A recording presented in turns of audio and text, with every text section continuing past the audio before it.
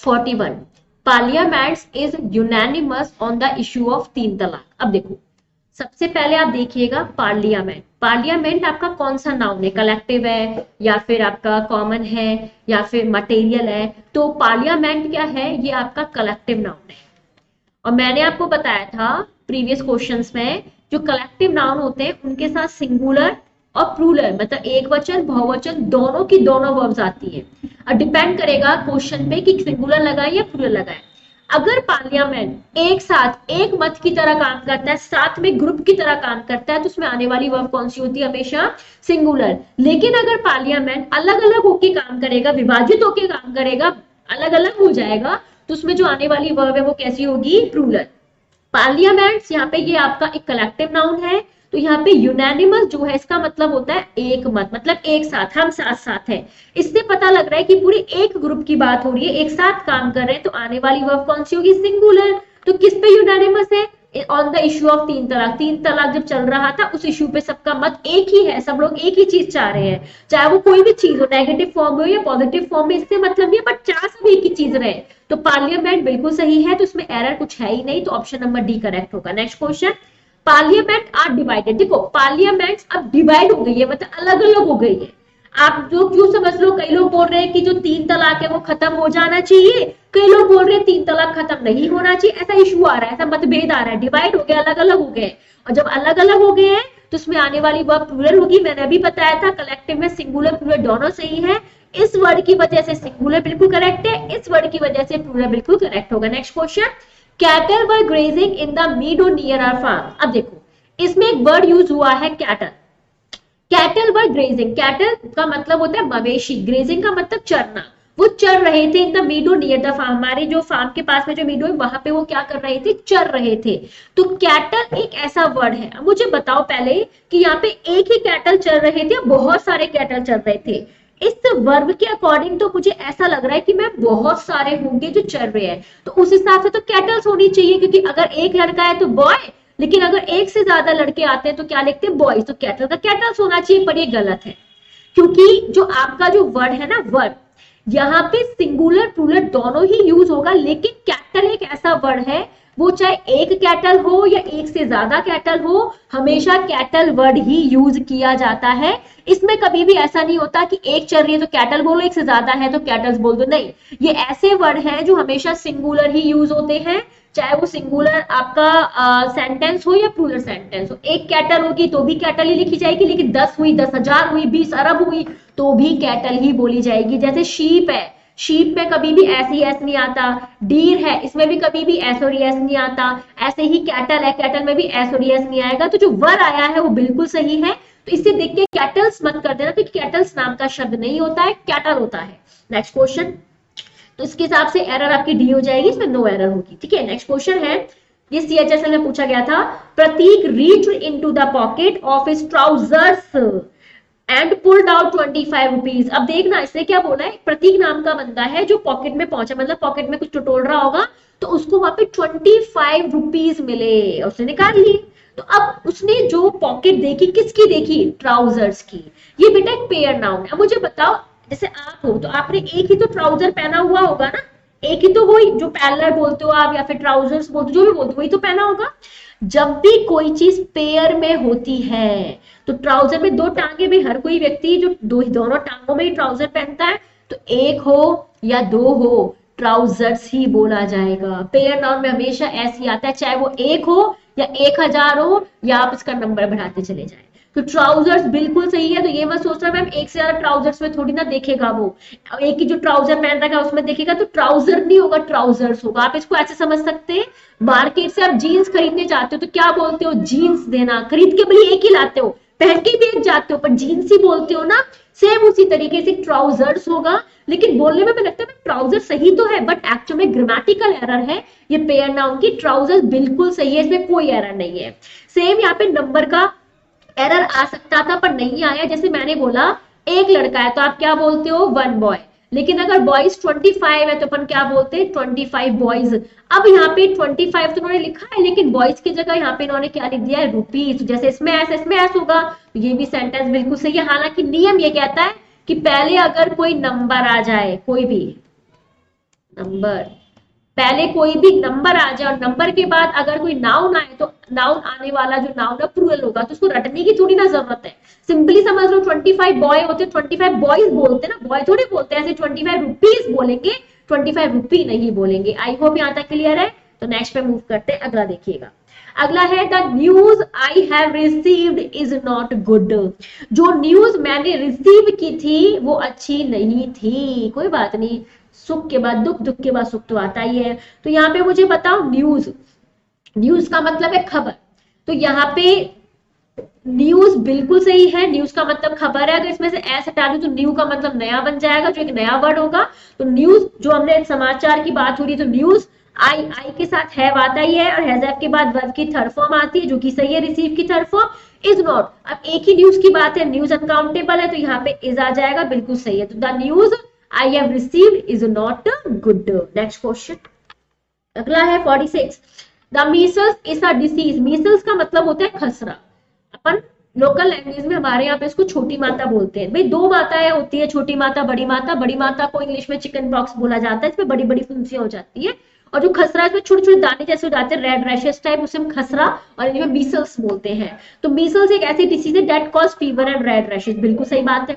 तो मीसल्स में देखो ऐसा आ रहा है, तो अपन को लगेगा कि मैम ये तो मीसल्स है बहुत सारे, तो यहाँ पे आर आना चाहिए, ऐसा नहीं है। मीसल्स एक नाम है, जैसे मान के चलो किसी व्यक्ति का नाम कालिदास है, तो कालिदास के एंड में ऐसा आएगा ना, ये थोड़ी बोलोगे मैम ये तो बहुवचन हो गया, कालिदास का बहुवचन नहीं, कालिदास एक नाम है, तो ये वर्ड है जिसके एंड में ऐसा आता है। सेम ऐसे ही खसरा, जैसे इंग्लिश में मीसल्स देते हैं तो उसके एंड में भी ऐसा आता है। तो इससे कंफ्यूज मत होना कि मैम एज है तो एस हटा दूं, या ऐसा है तो आर लगा दूं, ऐसा नहीं है। मीसल्स एक बीमारी का नाम है, और नाम तो एक वचन सिंगुलर होता है, तो यहाँ पे मीसल्स के साथ इज बिल्कुल करेक्ट है, तो एरर नो एरर है, इसमें कोई एरर नहीं है। नेक्स्ट क्वेश्चन, ही लर्न, उसने याद किए थे द अल्फाबेट्स। अल्फाबेट्स का मतलब समझते हैं, ABCD EFG at the rate of 4, at the age of 4, 4 साल की उम्र में उसने अल्फाबेट लर्न कर लिए थे। अब देखो इसमें एक वर्ड यूज हुआ है अल्फाबेट। बेटा अल्फाबेट एक ऐसा वर्ड है जिसमें एस और ES नहीं आता है, राइट।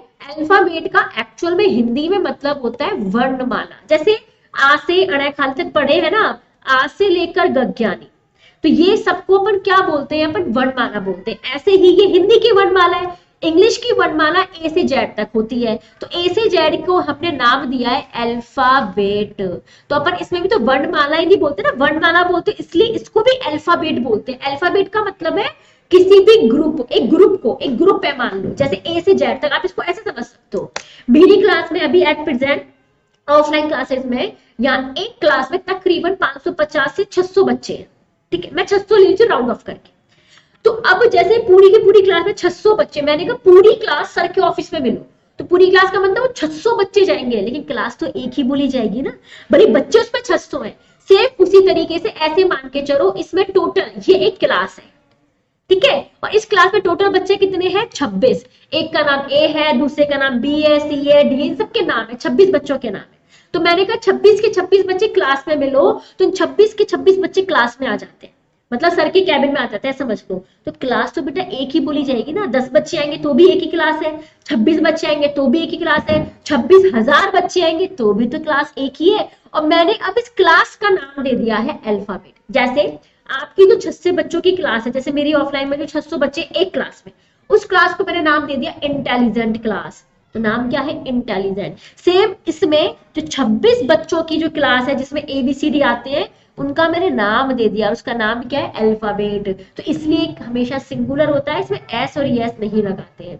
ऐसा नहीं है कि कभी भी नहीं लगाते, अगर अल्फाबेट्स है तो उसका मतलब बहुत सारी भाषाओं से हो जाता है, राइट। लेकिन अल्फाबेट का मतलब जो वर्णमाला बोल रहे हैं ABCD, उसको अल्फाबेट ही बोला जाता है, इसमें एस और ES नहीं आएगा, तो एरर ऑप्शन नंबर 2 मतलब बी में आ जाएगी। Next question, dozens of mangoes have putrid। putrid का मतलब है, मतलब सड़ना, सड़ जाना, सड़ गई, सड़ी गई। प्यूटरी साउंड्स लाइक फूटरी। देखो प्यूटरी, प्यूटरिड में आता है प्यूटरी, डी हटा दो, प्यूटरी, प्यूटरी साउंड्स लाइक फूटरी। और जब आपका डस्टबिन फूट रहा होता है तो उसकी स्मेल चारों तरफ, सड़ी गली स्मेल पूरे घर में फैल जाती है, सड़ी हुई, सड़ा। तो ऐसे प्यूटरिड को सड़न बोलते हैं, सड़ा हुआ, सड़ा गला, राइट। तो याद करने का तरीका था फूटरी से।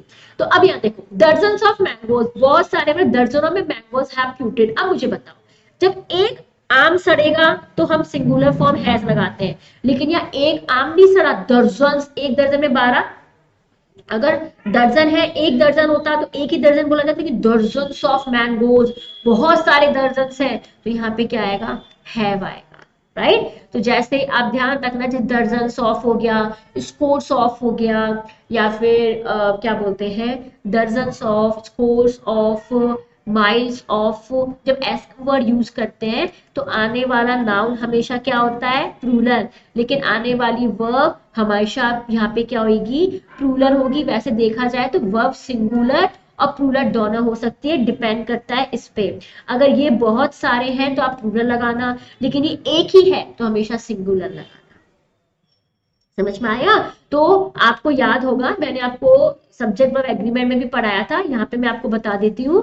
दर्जन एक यूनिट है, लेकिन इस तरीके से हम दर्जन ऑफ, ठीक है, माइल्स ऑफ, स्कोर्स ऑफ के साथ आने वाला नाउन हमेशा प्लूरल होगा, और ध्यान रखना आने वाली वर्ब हमेशा कैसी होगी, प्लूरल होगी।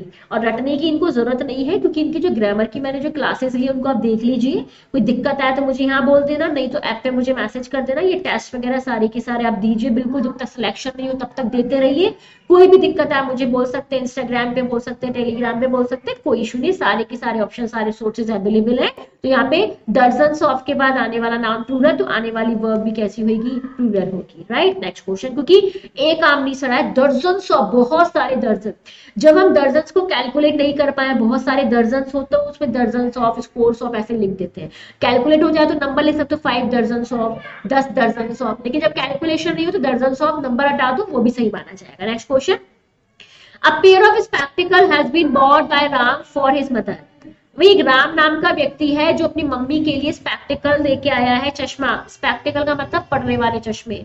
अब देखना, चश्मा मैंने बोला था पेयर नाउन है, आंखें दोनों से ही देखूंगी, ऐसा थोड़ी एक का मैं चश्मे का लेंस हटवा दूं और एक आंख से देखूं, ऐसा नहीं होता ना, ऐसे थोड़ा ना तारीफ थोड़ा कर रहे हो मेरे को। तो यहाँ पे देखना, स्पेक्टिकल दोनों साइड पेयर होता है, और मैंने आपको क्या बताया था, जब भी पेयर हो उसमें हमेशा क्या आता है, एस या ई एस आएगा, तो स्पेक्टिकल्स होगा। स्पेक्टिकल अगर आप बोल रहे हैं तो वो गलत होगा। Next question, a series of matches are being played. देखो यहाँ पे एक वर्ड यूज हुआ है सीरीज, अगर एक है तो भी सीरीज होगी, एक से ज्यादा है तो भी सीरीज ही होगी। जैसे मैंने अभी ट्राउजर्स बताया था ना, हालांकि ट्राउजर्स तो पेयर नाउन है, तो ट्राउजर्स ही होगा, सीरीज का सीरीज ही होगा, बिलोज का बिलोज ही होगा, चाहे एक हो या एक से ज्यादा, और इनिंग्स का इनिंग्स ही होगा, चाहे एक हो या एक से ज्यादा हो। सेम सीरीज सही है। अगर सीरीज के आगे आप नंबर दे रहे हैं ए, तो उससे मुझे ये पता लग रहा है कि सीरीज कितनी है, एक। अगर 10 लिखते तो 10, सीरीज कितनी होती, एक से ज्यादा, 10 हो जाती, बहुवचन हो जाती। लेकिन यहाँ पे मैचेस की सीरीज कितनी है, एक। साफ साफ बोल रहे हैं आर्टिकल है कि एक सीरीज है। अगर सीरीज एक है तो आर नहीं इज आएगा। तो a series of matches is being played. समझ में आया? अगर कई बच्चों को ऐसा दिक्कत आ रहा है कि मैम यहाँ तो मैचेस है ना, बहुत सारे मैचेस हैं, तो आपने सीरीज को क्यों ऐड किया, सब्जेक्ट क्यों माना, आप समझना। मैंने आपको प्रीवियस क्लास में एक छोटा सा कंसेप्ट बताया था प्रेपोजिशन के बारे में। प्रेपोजिशन जैसे इन, टू, ऑन, ऑफ, सब प्रेपोजिशन है, ओवर, अपॉन, ये। प्रेपोजिशन के बाद या तो नाउन आता है या फिर क्या आता है, प्रोनाउन आता है। प्रेपोजिशन के बाद चाहे नाउन आए या प्रोनाउन, ये प्रेपोजिशन का खुद का अपना ऑब्जेक्ट कहलाता है। मतलब जो नाउन और प्रोनाउन है सिर्फ ऑब्जेक्ट बोलते हैं, जिसे ग्रामर की भाषा में हम लोग प्रीपोजिशनल ऑब्जेक्ट के नाम से जानते हैं। किस नाम से जानते हैं? Prepositional object. तो ये प्रेपोजिशन का क्या होता है, ऑब्जेक्ट होता है। तो मैं ये कह सकती हूँ कि जितनी भी प्रेपोजिशन के बाद क्या आते हैं, ऑब्जेक्ट। तो बेटा ऑफ ये आपका क्या है, प्रेपोजिशन, इसके बाद जो भी है ये मेरा क्या होगा, ऑब्जेक्ट होगा। तो इसमें मेन सब्जेक्ट क्या बचा, सीरीज। तो अपन वर्ब ऑब्जेक्ट के अकॉर्डिंग लगाते हैं या सब्जेक्ट के अकॉर्डिंग लगाते हैं, हम लगाते हैं सब्जेक्ट के अकॉर्डिंग। सब्जेक्ट सीरीज है, सीरीज एक है या एक से ज्यादा, एक ही है, तो इसलिए आने वाली वर्ब सिंगुलर होगी, इज होगी। आई होप क्लियर है। नेक्स्ट मूव कर दे। अब मूव करते हैं नेक्स्ट क्वेश्चन पे। अगला क्वेश्चन,